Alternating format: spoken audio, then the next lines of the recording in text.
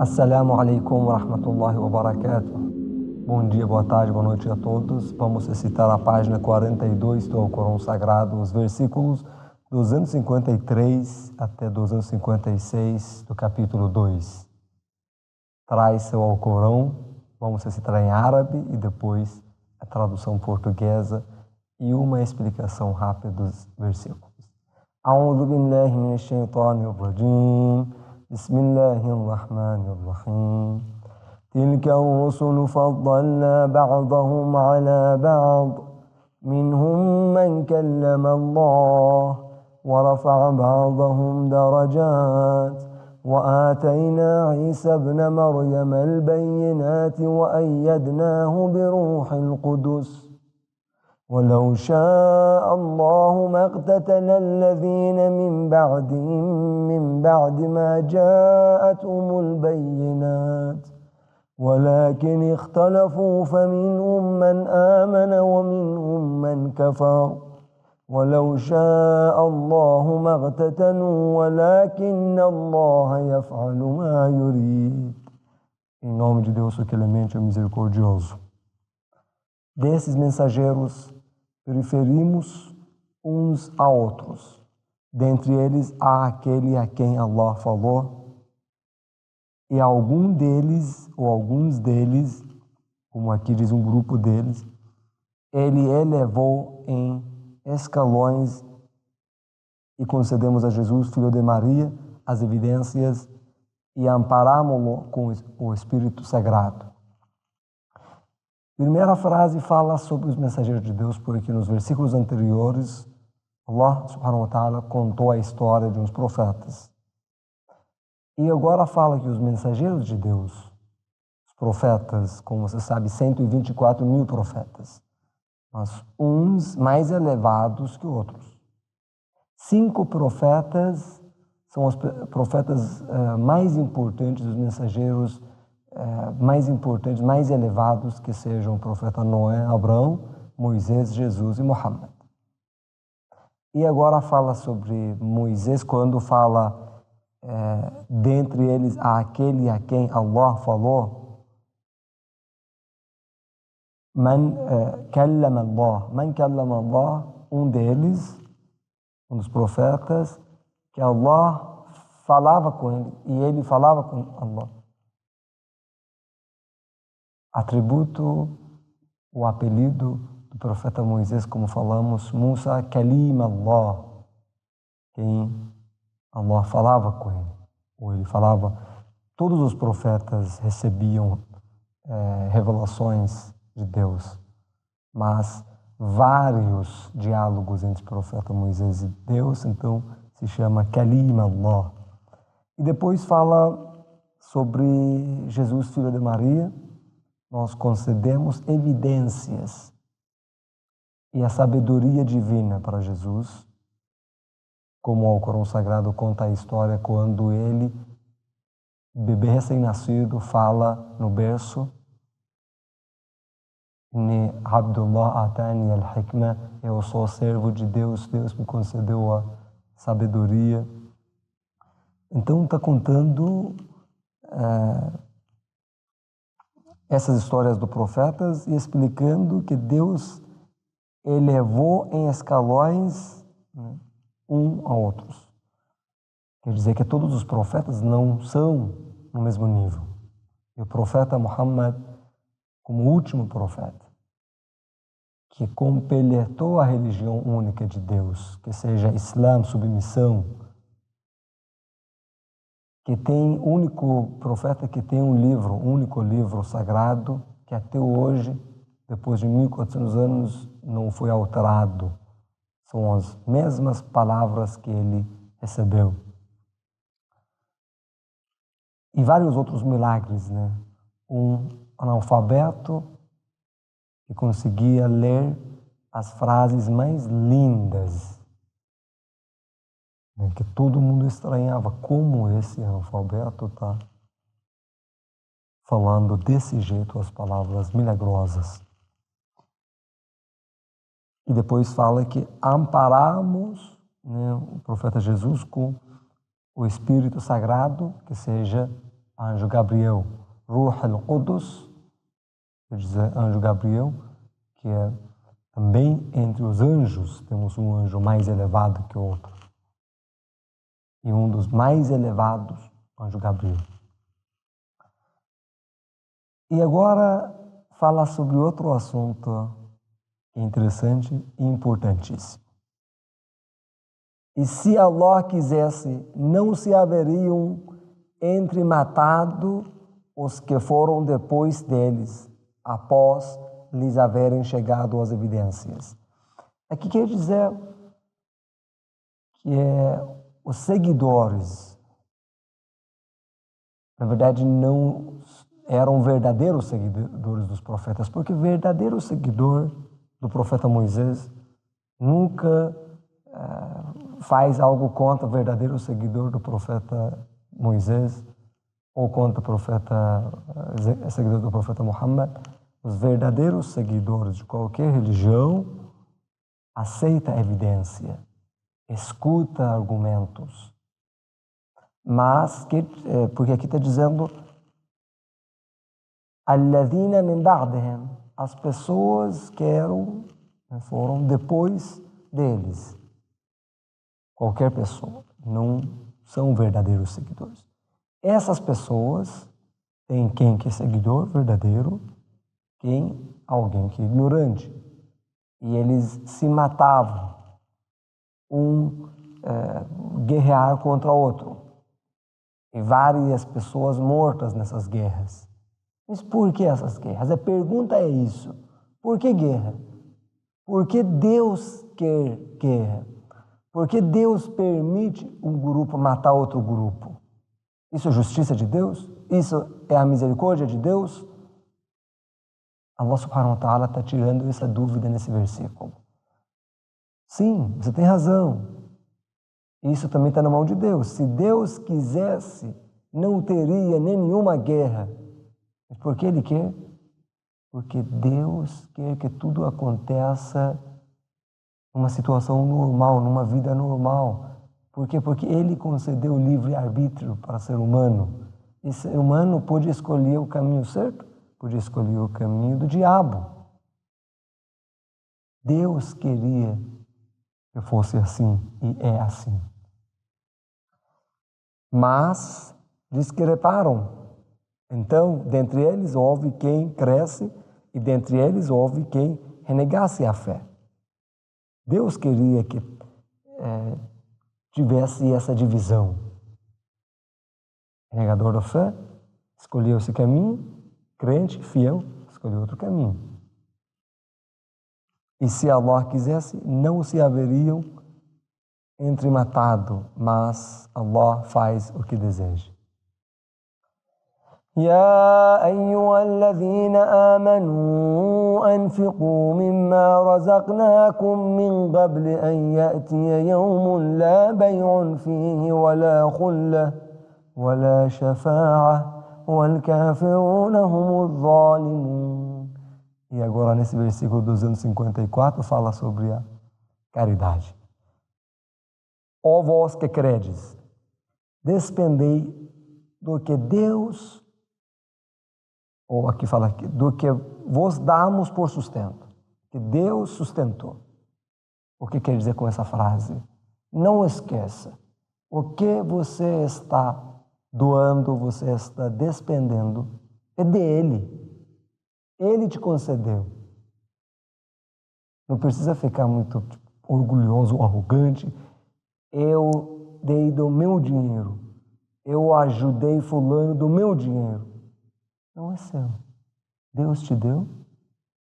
E uma parte pequena do sustento que Deus te concedeu, você ajudou outra pessoa. Sempre é bom pensar desse jeito. Mesmo que você ajude uma pessoa, pensa assim: graças a Deus por esse sustento que me deu, que eu consegui ajudar uma pessoa. أنفقوا مما رزقناكم, né? Faça caridade do que nós te sustentamos. Min qabli an ya'tiya yawmun la bay'un fihi wa la khullah. Está falando sobre doação, caridade? Deus te lembra da outra vida, da derradeira vida e do dia da ressurreição, do dia do juízo final. Por quê? Para você pensar que vai chegar um dia que nada te ajudará, nem seu dinheiro, nem seus bens, nem sua riqueza, nem sua família, nem seus filhos, nem seu marido, nem sua esposa. Só suas ações boas que você levou contigo para outra vida.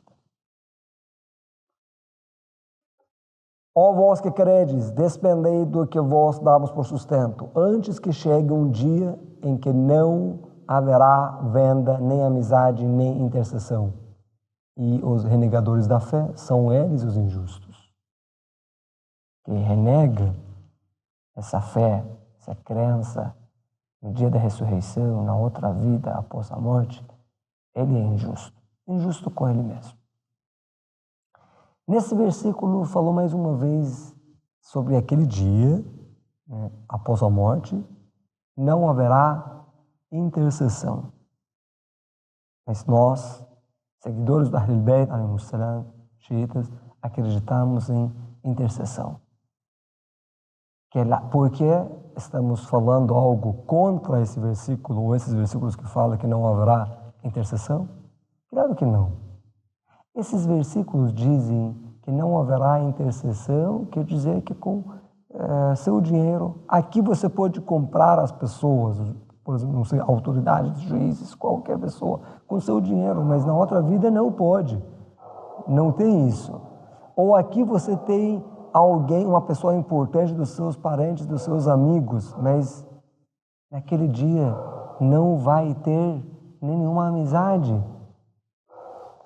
Mas com a permissão de Deus, o profeta Moisés, Noé, Abraão, Jesus, Muhammad, as pessoas nobres como os nossos imãs, sim, eles podem ser como intermediário, pegar sua mão, levantar e te ajudar naquele dia, com a permissão de Deus. Nós falamos isso, algo fora do Alcorão, e nossa interpretação própria minha, não. Uns outros versículos do Alcorão falam sobre isso também, como o próximo versículo que agora vamos ler juntos. Falou sobre intercessão, que não haverá intercessão. Agora, nesse versículo fala sobre intercessão com a permissão de Deus. Allahu la ilaha illa hu al-hayyul qayyum la ta'khudhuhu sinatun wa la nawm له ما في السماوات وما في الأرض من ذا الذي يشفع عنده إلا بإذنه يعلم ما بين أيديهم وما خلفهم ولا يحيطون بشيء من علمه إلا بما شاء وسع كرسيه السماوات والأرض ولا يؤده حفظهما وهو العلي العظيم. O versículo que eu recitei agora, 255, do capítulo 2, é o versículo mais importante do Alcorão Sagrado, mais virtuoso do Alcorão Sagrado. Isso não é uma palavra minha. O profeta Muhammad sallallahu alaihi uma vez perguntou isso para seus companheiros, qual versículo que é o versículo mais importante, mais elevado do Alcorão Sagrado? Alguém falou Ayatul Kursi. Esse versículo se chama Ayatul Kursi. O profeta falou, parabéns, certo. Recomendado recitar esse versículo como uma proteção. A maioria dos muçulmanos fazem um quadro desse versículo e colocam na casa ou no escritório como uma proteção. Recomendado recitar esse versículo todo dia quando você sair de manhã indo para seu trabalho. Recomendado recitar esse versículo toda noite antes de dormir. Recomendado recitar esse versículo depois de todas as orações diárias. Quando você terminar a oração, recita esse versículo. O versículo mais importante, o que ele diz?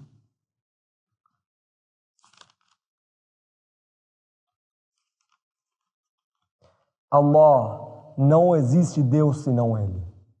Além de Deus único, não existe outro Deus. O vivente, aquele que subsiste por si mesmo. Não o tomam nem sonolência, nem sono dele. Por que essa frase? Porque os judeus da época falavam que Deus, né, depois da criação do ser humano, ele foi descansar, né, sentou desse jeito, descansando. Mas Deus não é físico. E nem precisa de descansar ou dormir. Então diz...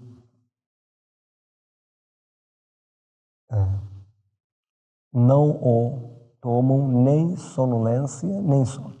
Dele é o que há nos céus e o que há na terra. Tudo é dele. Não temos vários deuses. Deus da terra, Deus do céu, Deus do sol, Deus da... Não. Deus é único. Criador de tudo. Dele é o que há nos céus e o que há na terra. Quem intercederá junto dele, senão com sua permissão? E agora, sobre aquela frase que eu falei, intercessão. Man yashfa'u indahu illa bi'iznih. Quem vai ter intercessão, esse direito de intercessão, no dia da ressurreição, ou no dia do juízo final, vamos falar que é mais correto? Quem faz isso com a permissão dele. Ele sabe seu passado e seu futuro. Deus sabe de tudo. De tudo. E nada abarcam de sua ciência senão aquilo que Ele quer. Seu trono abrange os céus e a terra. Deus de tudo. Tudo é dele. E não o afadiga custodiá-los, e ele é o Altíssimo, o Magnífico. Isso foi a tradução do versículo mais importante, que recomendo ler todo dia. Todo dia. La ikraha fi ddin, qad tabayyana ar-rushdu min al-ghayy. فمن يكفر بالطاغوت ويؤمن بالله فقد استمسك بالعروة الوثقى لا انفصام لها والله سميع عليم. Não há compulsão na religião. Com efeito, distingue-se a retidão da depravação. O que quer dizer essa frase? La ikraha fi ddin, qad tabayyana ar-rushdu min al-ghayy. La ikraha fi ddin, você não pode forçar ninguém a aceitar Islã ou qualquer outra religião. Um pai se tornou muçulmano na época do profeta, na cidade de Medina, e os filhos ainda judeus. Ele forçava os filhos a se tornarem muçulmanos.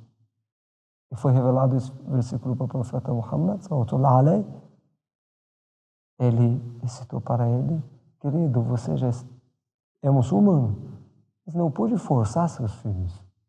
Não pode forçar ninguém a aceitar uma religião, porque a religião é uma fé que tem que entrar no seu coração.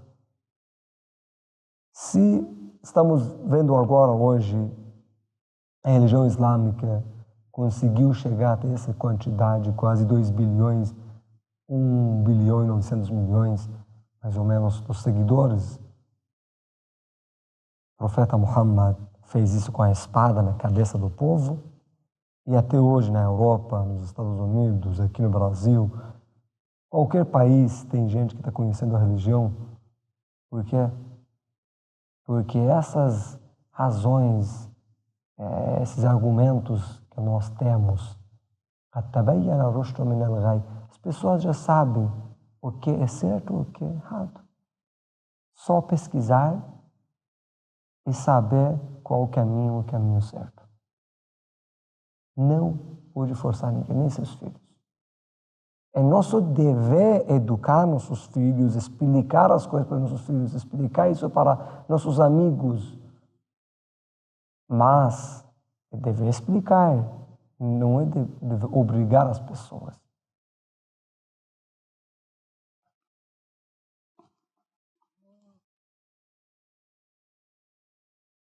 Então, quem renega a Taghut que pode ser Satanás, diabo, ídolos ou qualquer, na verdade,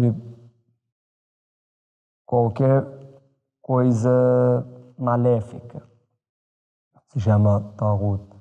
Quem renega a Taghut e crê em Deus com efeito, ater-se-á, afirme, alça, irrompível. E Deus é oniovinte, onisciente. ويؤمن بالله فقد استمسك بالعروة الوثقى. Essa corda, né, correta. Se você quiser crer em Deus, primeiro tem que renegar Taghut, renegar diabo. Diabo pode ser Satanás, pode ser uns seres humanos que são piores que o diabo. Às vezes o diabo vai seduzir alguém, encontra essa pessoa como professor do diabo.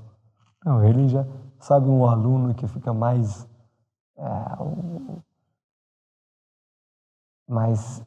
potente, mais sábio do que professor. Às vezes ser humano é assim, virou pior que diabo. Como uma pessoa que mata milhares inocentes, milhares de crianças. Como ele dorme? Consegue dormir, sabe? Como ele vive em paz. Ele não pensa nesses sangues derrubados. Essa página, como todas as páginas, foi uma página rica. Várias histórias. Falamos sobre os profetas, um profeta mais elevado que o outro. 124 mil profetas, mas apenas 25 profetas com nomes citados no Alcorão Sagrado. E depois falou sobre a caridade, intercessão, o versículo mais importante do Alcorão, 255 do capítulo 2. E último ponto que eu expliquei sobre a religião que entra no coração e você não pode forçar ninguém. Pode convidar. E sempre melhor convidar com as suas ações, não com a sua língua. Isso é um dito que diz: convidem as pessoas, outras pessoas, para a religião com algo que não seja a sua língua, quer dizer, com as suas ações. Qualquer recomendação é assim. Um pai, uma mãe não pode falar para filho fazer alguma coisa, faça isso, quando ele ou ela não faz. Porque os filhos vão copiar as nossas ações, não vão obedecer as nossas palavras. Então, convida as pessoas com sua ética, sabe? Com seus tratamentos, como você trata outras pessoas. Dessa forma, você pode ser um exemplo para seus filhos, para seus amigos, para outras pessoas ao seu redor. Que Deus nos ajude, que sejamos uns exemplos religiosos, que Deus nos conceda sinceridade nas nossas ações, al-ikhlas fil amal. صدق الله العلي العظيم. اللهم صل على محمد وآل محمد.